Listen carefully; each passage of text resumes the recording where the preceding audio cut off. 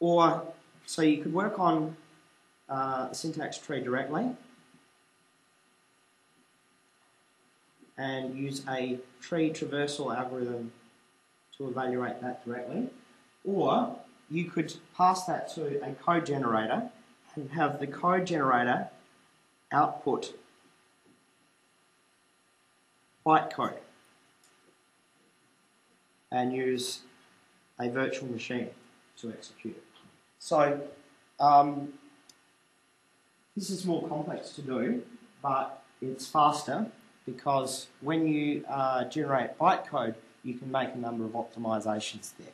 But if you're just using simple scripts in a game, there's really not much need to do that, and you can just work on the syntax tree directly to evaluate this. So if I was going to evaluate this, basically, and you might have seen this in DSA, how you can do calculation of expressions using a tree. So say I know that, say I have an environment where I say the name and value.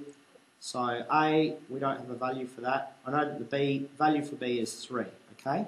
So the result, sorry? Oh, sorry.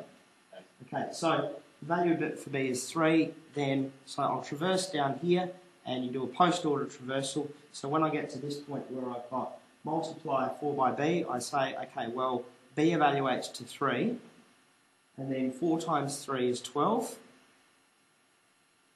And then I've got we return from that call, and then we've got the plus node, and we say 12 plus 5 is 17.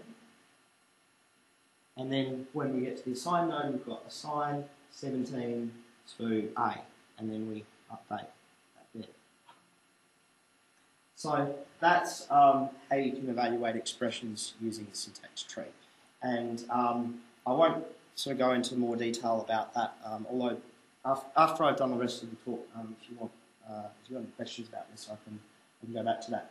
But this is sort of a very, very high level overview of how you can implement and interpret it. Now, normally if your main interest is in writing a game and getting it working, then it's going to be less work for you to use an existing scripting language.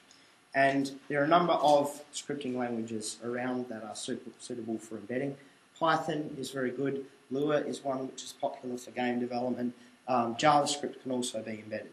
And probably Ruby, I expect, can also be embedded as well. I've never used Ruby though. So I'm going to talk about how you would embed Python in a C program that you've written. Is there any questions about that at this stage?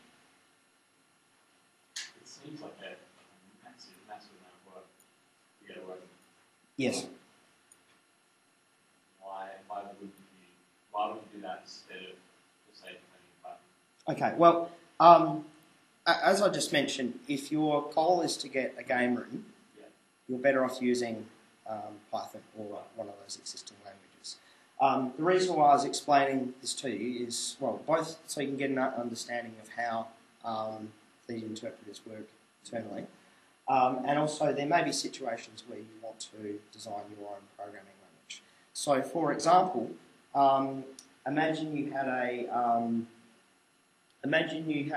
game where you had a very, very large number of objects on the screen at the same time. Imagine you've got thousands of objects on the screen. And you wanted, with your game scripting, you wanted to be able to write the logic for those so that each of those objects was running in a separate thread. Okay? Have you done multi-threaded programming? Right, okay. You understand what the concept is? Yeah. Okay. So, if you were to use Python, for example, or JavaScript, and I'm not sure if they even support threads actually, but I think Python supports threads. It probably does anyway. But even if you were to use that, the way that Python implements threads use a lot of system resources, right? Because native kernel threads take up a lot of memory, well, relatively each. And the reason for why is a topic for the operating system's course. But it is actually possible to implement very lightweight threading mechanisms in user space. There's actually a language called Erlang which does that. And Erlang might be an appropriate choice if you're doing something a very large number of objects. But if Erlang wasn't appropriate for some other reason, then you might want to design your own language which can efficiently have tens of thousands of threads running on the machine at the same time, where each maybe only takes up a couple hundred bytes of memory or something. That's an example of and it's only for very specialised requirements that you would do that. I thought I'd mention this just to give you a bit of an understanding of how that works. And there are some situations you do that. But yes, you're right. Most of the time, you're better off just taking an existing scripting language and embedding that. Okay, anything else you want to ask before I move on to the demo? Okay, so I spent some time yesterday just putting together a very simple game, which is written in C, but part of the game logic is written in Python. Okay, so just going to show you what this looks like. So it's basically a space shooter, and you can move around the level just like in pretty much every other space shooter.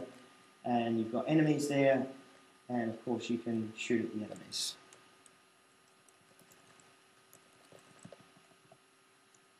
Okay, so this is written in C. I'll be putting the code to this up on my website later on. Unfortunately, the staff server died today, so when that comes back up, I'll be able to put it up on the web. I've got the code here on the USB stick if you want to grab a copy. Anyway, so it's written in C. I'm using SDL and Cairo for the graphics. They're two C libraries that do graphics. And I've got a Python interpreter embedded in the game such that that's controlling the movement of the enemies. And I'll show you the scripting part first. So here's the logic that controls enemy movement. Okay, so this is the follow player logic. So this says if we're some distance away from the player, we work out what is the angle to get from the point of the enemy to the point of the player, and then we adjust the enemy's position in that direction, a slight amount. And I can easily edit this without having to recompile the file. So if I wanted to make the enemies move faster, if I wanted to make them move at speed 2.25, then I change that Python script and I reload the game. I'm going to press Q to quit. And now the enemies will be moving a lot faster. Another thing I could do, for example, is I could change the angle at which they fire, right? So supposing instead of firing one bullet just in the direction of the player, I want to fire two bullets out in similar directions. So I could say fire angle minus 0.1 and angle plus 0.1. Now if I run that again, we'll see that the enemies shoot out two bullets in slightly different directions. Okay? So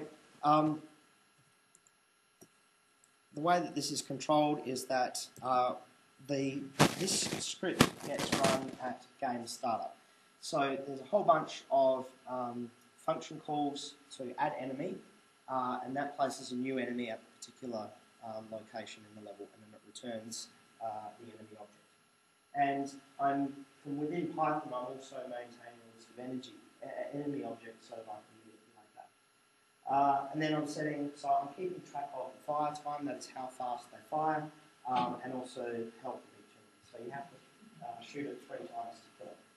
And I've also got a method called enemy hit, and I'm setting that as a property on the enemy object. So when the game engine detects that the bullet hits the enemy, it will look at the current enemy object and it will see does it have a hit property, and if so, it will call that as a Python function. And enemy hit is here.